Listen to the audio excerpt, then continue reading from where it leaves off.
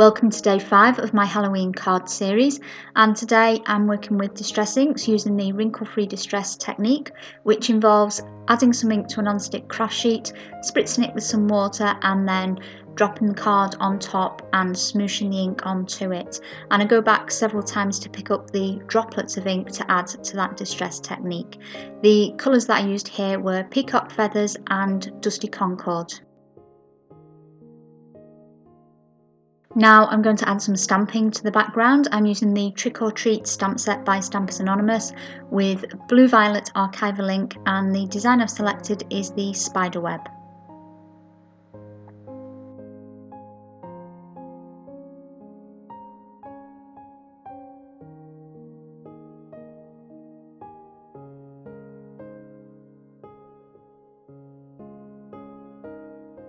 And now I'm using the same archival ink in blue violet with a piece of Ranger cut and dry foam to go around the edges and deepen the colour.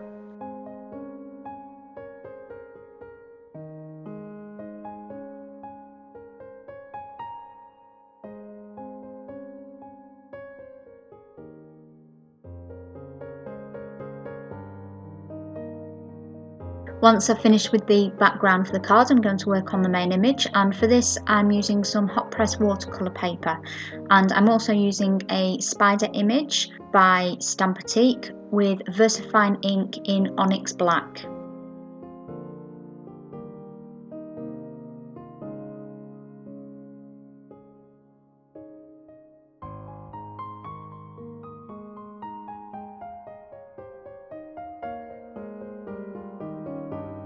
I've also chosen the Ghostly Greetings stamp set by CC Designs, and this is so that I can add some text to the image. And once again I'm working with my stamp positioner. This particular one is by Woodware, although they are manufactured by several different people, so you shouldn't have any problems picking one up should you need one.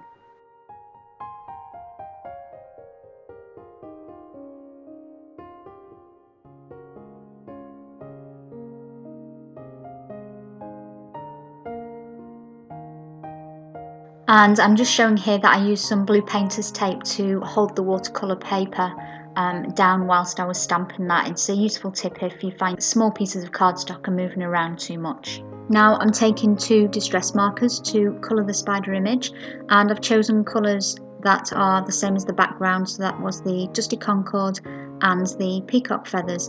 I'm using my water brush to add colour, and I'm taking it off the acrylic block that you can see there, and I've just used that because it's a non-porous surface, so it makes it very easy to pick the ink up from.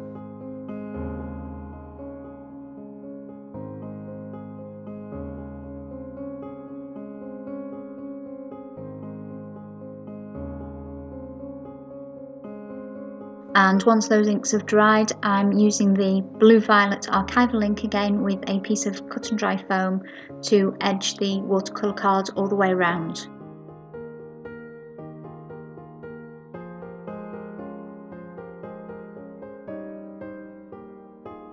This is a Stampin' Up stamp, which is very tiny splatters, and I'm using this to fill in some of the blank space in the background. I thought it was a little bit bare.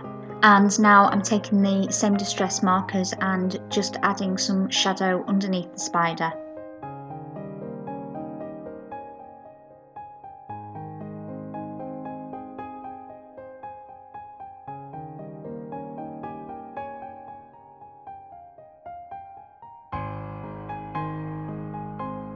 Now I'm going to add some very subtle glitter to the spider, and for this I've chosen a Jelly Roll Stardust pen by Sakura. This is the Clear Star.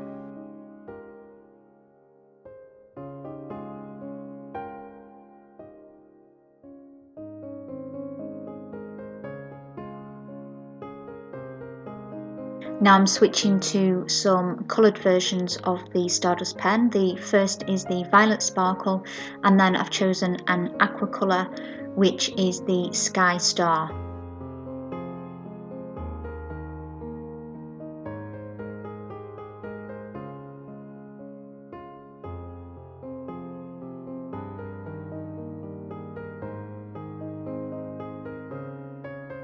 Once I've applied the Stardust colour, I'm spreading it out and blending it using my water brush.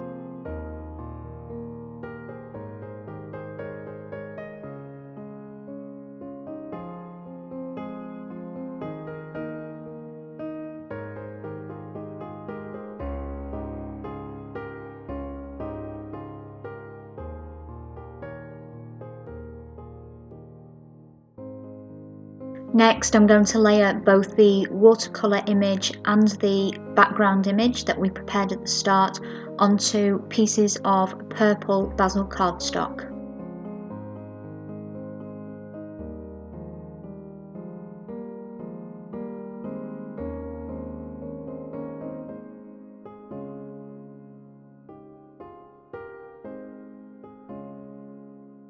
And once I have the main background laid onto the purple cardstock, I'm adding a second layer, and this is ivory textured cardstock, and I've chosen this because it matches the ivory colour of the watercolour card, which will form the main image.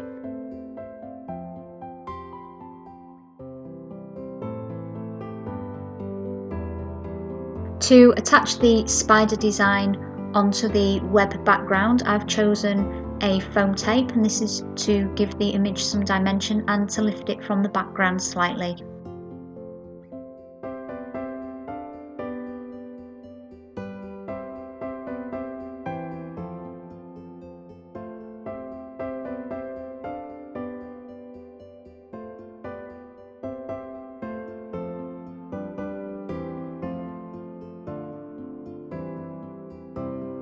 And as a final touch, I decide to add some of the Stardust Pen in clear to the spider webs.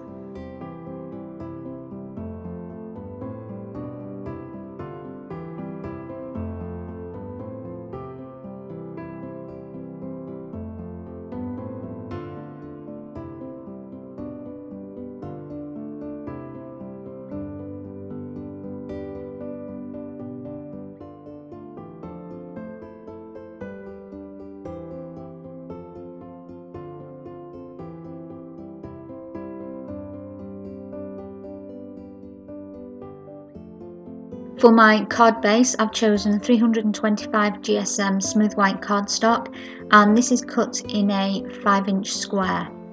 As usual, the back of the card has been stamped with my Judekin stamp, which I've talked about on every video, so if you require more details, see the full product list in the video description for that.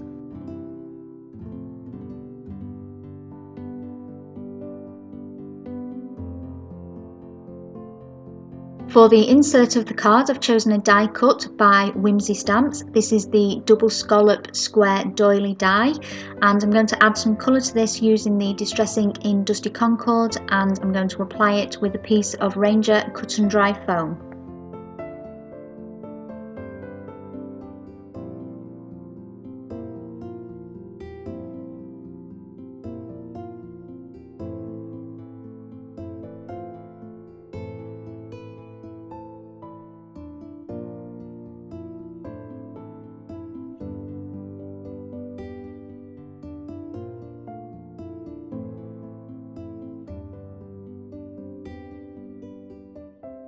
For the sentiment on the insert, I'm going back to the Trick or Treat stamp set from Stampers Anonymous, and I'm using VersaFine Onyx Black ink to stamp with, and I've aligned it using my stamp positioner.